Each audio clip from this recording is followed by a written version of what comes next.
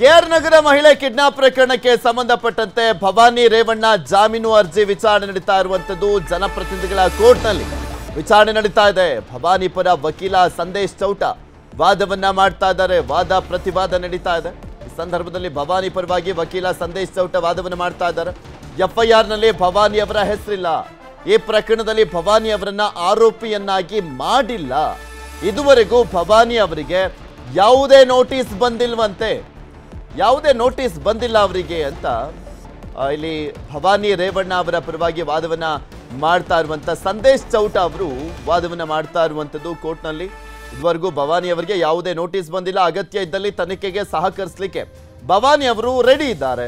ಭವಾನಿ ರೇವಣ್ಣ ಪರವಾಗಿ ವಕೀಲ ಸಂದೇಶ್ ಚೌಟ ಅವರು ಈ ರೀತಿಯಾಗಿ ವಾದವನ್ನ ಮಾಡ್ತಾ ಇದ್ದಾರೆ. ನೋಡಬೇಕು ಭವಾನಿ ಅವರಿಗೆ ಜೈಲ ಬೇಲ ಅನ್ನುವಂಥದ್ದು ಗೊತ್ತಾಗುತ್ತೆ. ಅಕಸ್ಮಾತ್ ಇಲ್ಲಿ ಏನಾದರೂ ಅವರಿಗೆ ನಿರೀಕ್ಷಣಾ ಜಾಮೀನು ಅರ್ಜಿಗೆ ಸಲ್ಲಿಸಿರುವಂಥ ಹಿನ್ನೆಲೆಯಲ್ಲಿ ಅದೇನಾದರೂ ಆಗದೇ ಇದ್ದರೆ ಅರೆಸ್ಟ್ ಮಾಡಲಾಗತ್ತಾ ಅವರನ್ನು ಅನ್ನುವಂಥ ಪ್ರಶ್ನೆಗಳು ಕೂಡ ಗೆದ್ದಿರುವಂಥದ್ದು. ಈಗ ಆಲ್ರೆಡಿ ಇದೇ ಕಿಡ್ನಾಪ್ ಪ್ರಕರಣಕ್ಕೆ ಸಂಬಂಧಪಟ್ಟಂತೆ ರೇವಣ್ಣ 11 ದಿನಗಳ ಕಾಲ, ಒಂದು 6 ದಿನ ಪರಪ್ಪನ ಅಗ್ರಹಾರ, ಇನ್ನೊಂದು 4 ದಿನ SITಯ ವಶದಲ್ಲಿದ್ದರು. ವಿಚಾರಣೆಯನ್ನು ಎದುರಿಸುವಂಥ ಪರಿಸ್ಥಿತಿ ನಿರ್ಮಾಣವಾಗಿತ್ತು ಇದೇ ಕಿಡ್ನಾಪ್ ಪ್ರಕರಣದಲ್ಲಿ. ಈಗ ಈ ಪ್ರಕರಣಕ್ಕೆ ಸಂಬಂಧಪಟ್ಟಂತೆ ಭವಾನಿ ರೇವಣ್ಣ ಅವ್ರಿಗೂ ಕೂಡ ಸಂಕಷ್ಟ ಎದುರಾಗಿದೆ. ವಾದ ಪ್ರತಿವಾದ ನಡೀತಾ ಇದೆ ಕೋರ್ಟ್ನಲ್ಲಿ. ಇದ್ರ ಬಗ್ಗೆ ಇನ್ನಷ್ಟು ಮಾಹಿತಿಯನ್ನು ಕೊಡ್ತಾ ಹೋಗ್ತಾರೆ ನಮ್ಮ ಪ್ರತಿನಿಧಿ ಮಂಜುನಾಥ್. ನಮ್ಮ ಜೊತೆ ದೂರವಾಣಿ ಸಂಪರ್ಕದಲ್ಲಿ ಜಾಯ್ನ್ ಆಗಿದ್ದಾರೆ. ಮಂಜು, ಯಾವ ರೀತಿಯ ವಾದ ಪ್ರತಿವಾದ ನಡೀತಾ ಇದೆ ಅಂತ ಇನ್ನೂ ಎಷ್ಟೊತ್ತಾಗ್ಬೋದು?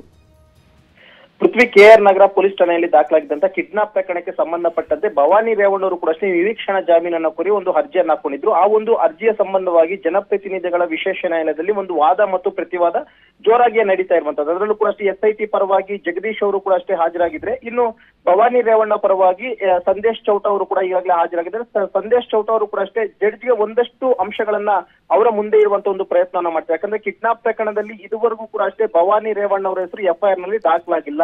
ಕೇವಲ ದೂರಿನಲ್ಲಿ ಮಾತ್ರ ಅವರ ಹೆಸರನ್ನು ಉಲ್ಲೇಖವನ್ನ ಮಾಡಿದರೆ ಹೊರತು FIR ನಲ್ಲಿ ದಾಖಲಾಗಿರುವಂತಹ ಆರೋಪಿಗಳ ಪಟ್ಟಿಯಲ್ಲಿ ಭವಾನಿ ರೇವಣ್ಣ ಹೆಸರಿಲ್ಲ. ಜೊತೆಗೆ ಈಗಾಗಲೇ SIT ಅಧಿಕಾರಿಗಳು ಯಾವುದೇ ಒಂದು ನೋಟಿಸ್ ಅನ್ನು ಕೂಡ ಅಷ್ಟೇ ಭವಾನಿ ಅವರಿಗೆ ಕೊಟ್ಟಿರಲಿಲ್ಲ. ಆದ್ರೂ ಕೂಡ ಅಷ್ಟೇ ಅವರನ್ನ ಬಂಧನ ಮಾಡುವಂತ ಒಂದಷ್ಟು ಊಹಾಪೋಹಗಳು ಎದ್ದೊಳ್ತಾ ಇದೆ.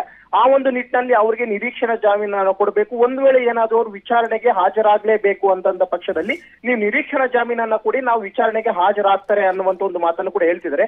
ಯಾಕಂದ್ರೆ ನಿನ್ನೆ ಸಂಜೆಯೂ ಕೂಡ ಅಷ್ಟೇ ವಾದ ಮಾಡ್ತಿದ್ದಂತ ಸಂದರ್ಭದಲ್ಲಿ ಈ ಒಂದು ಪ್ರಕರಣದಲ್ಲಿ ದಿನೇ ದಿನೇ ಅಂದ್ರೆ ಅರೆಸ್ಟ್ ಆಗುವಂತರ ಸಂಖ್ಯೆ ಜಾಸ್ತಿ ಆಗ್ತಿದೆ. ಯಾಕಂದ್ರೆ ಪ್ರಕರಣದ 7ನೇ ಆರೋಪಿಯನ್ನು ಕೂಡ ಅಷ್ಟೇ ನೋಟಿಸ್ ಕೊಟ್ಟು ವಿಚಾರಣೆಗೆ ಅಂತ ಕರೆಸಿದ್ರು. ವಿಚಾರಣೆಗೆ ಅಂತ ಕರೆಸಿದಂತ ಸಂದರ್ಭದಲ್ಲಿ ಅವ್ರನ್ನ ಅರೆಸ್ಟ್ ಮಾಡುವಂತ ಒಂದು ಕೆಲಸವನ್ನು ಕೂಡ ಅಷ್ಟೇ SIT ಅಧಿಕಾರಿಗಳು ಮಾಡಿದ್ರು.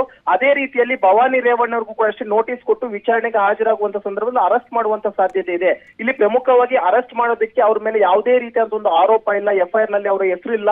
ಆದ್ರೂ ಕೂಡ ಅಷ್ಟೇ ಅವರನ್ನ ಅರೆಸ್ಟ್ ಮಾಡುವಂತ ಒಂದು ಸಾಧ್ಯತೆ ಇದೆ. ಆಮೇಲೆ ವಾದ ಮಾಡ್ಬೇಕಾದ್ರೆ ಸಂದೇಶ್ ಚೌಟ ಅವರು ಹೇಳ್ತಾರೆ ಇನ್ನೂ ಕೂಡ ಯಾವುದೇ ನೋಟಿಸ್ ಕೊಟ್ಟಿಲ್ಲ ಅಂತ. SIT ಕಡೆಯಿಂದ ನೋಡೋದಾದ್ರೆ 2 ನೋಟಿಸ್ ಕೊಟ್ಟಿದ್ದಾರೆ ಅಂತ ಹೇಳಲಾಗ್ತಾ ಇರುವಂತದ್ದು. ಯಾವ್ದು ನಿಜ ಇದಾವ ಅಂತ ಸದ್ಯಕ್ಕೆ SITಯ ಪರ SPP ಆಗಿರುವಂತ ಜಗದೀಶ್ ಅವರು ಕೂಡ ಅಷ್ಟೇ ನ್ಯಾಯಾಧೀಶರಿಗೆ ಒಂದು ಮಾತನ್ನ ಹೇಳಿರುವಂತದ್ದು. ಇನ್ನೂ ಕೂಡ ಅಷ್ಟೇ ನಾವು ಯಾವುದೇ ನೋಟಿಸ್ ಅನ್ನು ಕೂಡ ಅಷ್ಟೇ ಭವಾನಿ ರೇವಣ್ಣವ್ರಿಗೆ ಕೊಟ್ಟಿಲ್ಲ ಅನ್ನುವಂಥದ್ದನ್ನ ಅವರು ಕೂಡ ಅಷ್ಟೇ ಸ್ಪಷ್ಟಪಡಿಸಿದ್ದಾರೆ. ಜೊತೆಗೆ ಇಲ್ಲಿ ಕೂಡ ಅಷ್ಟೇ ಭವಾನಿ ಪರ ವಕೀಲರು ಕೂಡ ಅಷ್ಟೇ ನೋಟಿಸ್ ಅನ್ನ ಇದುವರೆಗೂ ಜಾರಿ ಮಾಡಿಲ್ಲ. ಆದ್ರೂ ಕೂಡ ಅಷ್ಟೇ ಅವರನ್ನ ಬಂಧನ ಮಾಡುವಂತ ಒಂದಷ್ಟು ಪ್ರಕ್ರಿಯೆಗಳಾಗ್ತಿದೆ ಅನ್ನುವಂತ ಮಾತನ್ನ ಹೇಳಿದ್ರು. ಆ ಒಂದು ಕಾರಣಕ್ಕೋಸ್ಕರ ಅವರ ಬಂಧನಕ್ಕೆ ಒಂದು ರಕ್ಷಣೆಯನ್ನ ಕೊಡಿ, ನೀವು ನಿರೀಕ್ಷಣಾ ಜಾಮೀನು ಕೊಟ್ಟಂತ ಸಂದರ್ಭದಲ್ಲಿ ಅವ್ರಿಗೆ ಒಂದು ರೀತಿ ರಕ್ಷಣೆ ನೀಡಿದಂತಾಗುತ್ತೆ, ಅವರು ವಿಚಾರಣೆಗೆ ಕರೆದಾಗ ಬರ್ತಾರೆ ಅನ್ನುವಂತ ಒಂದು ಮಾತನ್ನ ಅವರು ಕೂಡ ಹೇಳ್ತಿದ್ದಾರೆ. ಆದ್ರೆ ಇಲ್ಲಿ ಪ್ರಮುಖವಾಗಿ ಹೇಳ್ತಿರುವಂತದ್ದು SPP ಅವರು ಏನು ಅಂತಂದ್ರೆ ಯಾವುದೇ ಕಾರಣಕ್ಕೂ ಈ ಒಂದು ಪ್ರಕರಣದಲ್ಲಿ ಭವಾನಿ ರೇವಣ್ಣವ್ರಿಗೆ ನಿರೀಕ್ಷಣಾ ಜಾಮೀನನ್ನು ಕೊಡಬಾರದು ಅಂತ. ಯಾಕಂದ್ರೆ ಇಲ್ಲಿ ಪ್ರಮುಖವಾಗಿ ಕಿಡ್ನಾಪ್ ಪ್ರಕರಣದಲ್ಲಿ ಇನ್ನೂ ಕೂಡ ಅಷ್ಟೇ ದಿನೇ ದಿನೇ ತನಿಖೆ ಸಂದರ್ಭದಲ್ಲಿ ಬೇರೆ ಬೇರೆಯವರ ಹೆಸರು ಕೂಡ ಅಷ್ಟೇ ಉಲ್ಲೇಖ ಆಗ್ತಿದೆ, ಬೇರೆ ಬೇರೆ ಹೆಸರುಗಳು ಕೂಡ ಬರ್ತಿದೆ. ಅದರಲ್ಲಿ ತನಿಖೆಯ ಭಾಗವಾಗಿ ಭವಾನಿ ರೇವಣ್ಣ ಅವರ ಹೆಸರು ಕೂಡ ಈಗಾಗಲೇ ಚಾಲ್ತಿಯಲ್ಲಿ ಬರ್ತಾ ಇದೆ. ಆ ಒಂದು ಕಾರಣಕ್ಕೋಸ್ಕರ ಅವ್ರನ್ನ ಇನ್ವೆಸ್ಟಿಗೇಷನ್ ಮಾಡುವಂತ ಒಂದು ಅಗತ್ಯತೆ ಇದೆ. ಯಾಕಂದ್ರೆ ಈ ಒಂದು ಪ್ರಕರಣದಲ್ಲಿ ಅವರ ಪತ್ನಿ ಕೂಡ ಅಷ್ಟೇ ಈಗಾಗಲೇ ಬಂಧನಕ್ಕೊಳಗಾಗಿ ಜಾಮೀನು ಪಡ್ಕೊಂಡಿದ್ದಾರೆ. ಇಂತಹ ಒಂದು ಸಂದರ್ಭದಲ್ಲಿ ಅವ್ರ ಹೆಸರು ಕೂಡ ಅಷ್ಟೇ ತಳಕಾಗ್ತಿರುವಂತ ಕಾರಣಕ್ಕೋಸ್ಕರ ಅವ್ರಿಗೆ ಈ ಒಂದು ಟೈಮ್ ನಲ್ಲಿ ಏನಾದ್ರೂ ಜಾಮೀನನ್ನ ಕೊಟ್ಟಂತ ಸಂದರ್ಭ ನನ್ಗೆ ಒಂದು ಕ್ಲಾರಿಟಿ ಸಿಗ್ತಲ್ಲ. ಈಗ ರೇವಣ್ಣ ಅವ್ರಿಗೆ ಜಾಮೀನ್ ಕೊಡುವಂತ ಸಂದರ್ಭದಲ್ಲಿ ಆ ಸಂತ್ರಸ್ತ ಮಹಿಳೆದು ಒಂದು ವಿಡಿಯೋ ವೈರಲ್ ಆಗಿತ್ತಲ್ಲ, ನಂಗೆ ಯಾರು ಏನು ಮಾಡಿಲ್ಲ, ಕಿಡ್ನಾಪ್ ಮಾಡಿಲ್ಲ, ರೇವಣ್ಣ ಭವಾನಿ ಪ್ರಜ್ವಲ್ ಅಂತೆಲ್ಲ ಹೇಳಿದ್ರಲ್ಲ, ಆ ಪ್ರಕರಣ ಎಲ್ಲಿಗೋಯ್ತು? ಏನು ಕ್ಲಾರಿಟಿ ಸಿಕ್ತು? ಅದು ರೇವಣ್ಣ ಅವರು ಬಂಧನ ಆಗ್ಲಿಕ್ಕೂ ಮುಂಚೆನೇ ರೆಕಾರ್ಡ್ ಮಾಡಿದಂಥದ್ದ ಅಥವಾ SIT ವಶಕ್ಕೆ ಪಡೆದ ಬಳಿಕ ರೆಕಾರ್ಡ್ ಮಾಡಿರುವಂಥದ್ದ ಏನು ಅಂತ?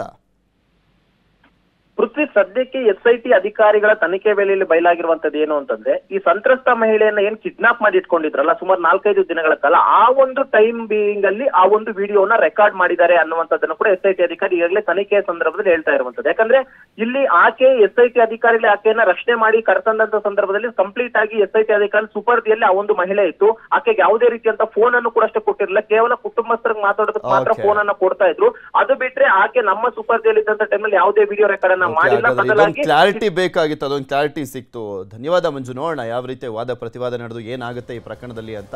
ಕನ್ನಡಿಗರ ಮೆಚ್ಚಿನ ನಿಮ್ಮ ನ್ಯೂಸ್ 18 ಕನ್ನಡ ಈಗ ವಾಟ್ಸ್ಆಪ್ ನಲ್ಲಿಯೂ ಲಭ್ಯ.